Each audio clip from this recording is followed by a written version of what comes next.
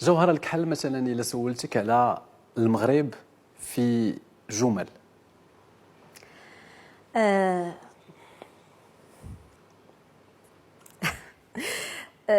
أنا كنت تأخرت هذه المرة لأسباب تعرفونها جميعا في الجزائر. عشت عمرا في الجزائر، عشت كذلك سنوات طويلة في الخليج.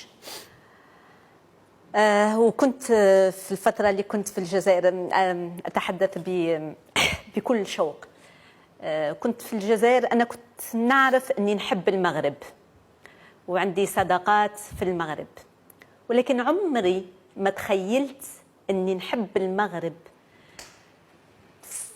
كما هذيك الفترة اللي كنت ما قادراش نغادر فيها الجزائر.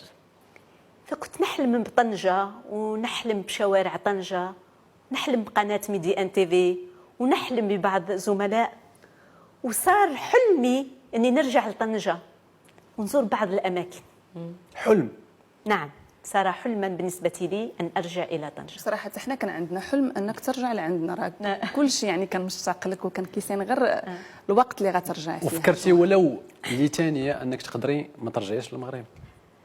فكرت فيها كثير مش الثانية، وكاين عجائب القدر كذلك. عندما تعرف أن لما تعيش فترة طويلة في بلد ما عرفش إلى أي مدى تكون هذاك العبارة تاع بلدك الأول والثاني صحيحة عندما تعيش فعلا في فترة طويلة. نشوفي بشرى دموع عينيها. تنسيه. تعرف لما تلعب بالجزائر والمغرب والله العظيم في مقابلة كرة القدم ونحس ما عنديش شخصية. والله العظيم زي الحكم. ما تفرجش ما تفرجش. ما عارفاش واش نشجع، كي يسجل هذا نفرح وكي يسجل هذا نفرح وكي ساعة تفرق العصير والقهوة على الجمهور.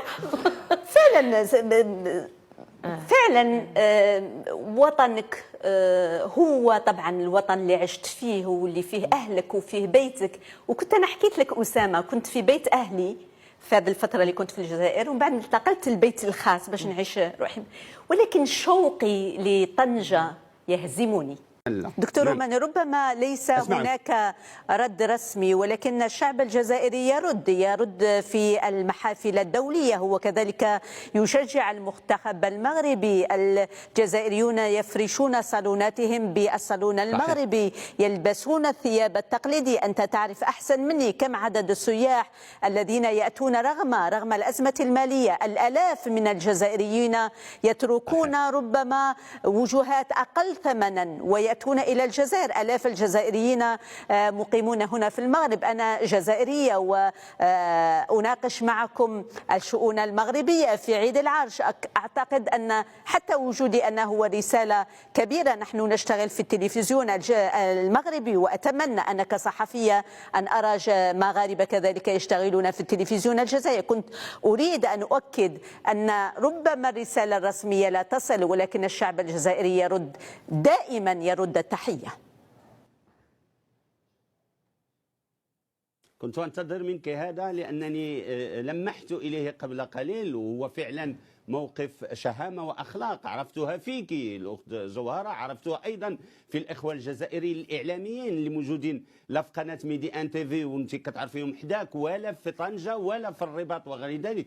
أعرف فيهم هذه الشهامة، أعرفها أيضا في العديد من أصدقائي كتاب جزائريين ومؤلفين. تعرف السيد أقول روماني أيضا أنه هذه الأسابيع يعني ما كايناش دكتور، تعرف أنه في الجزائر كذلك اليوم العديد من المغاربة يقيمون في الجزائر، العديد من المغاربة يشتغلون في النقش المغربي، لذلك العلاقات وطيدة جدا والمحبة متبادلة. ننتظر كذلك أن تفتح الحدود وأن ندخل إلى بلادنا الجزائر من دون أي عراقيل، وأن يدخل الجزائريون إلى المغاربة عبر الطرق التي هي تعتبر لنا جميعا حقا دستوريا، حريتنا جميعا كبشر كناس في التنقل بكل حرية نحو بلدنا سواء في المغرب أو في الجزائر بما أننا أشقاء.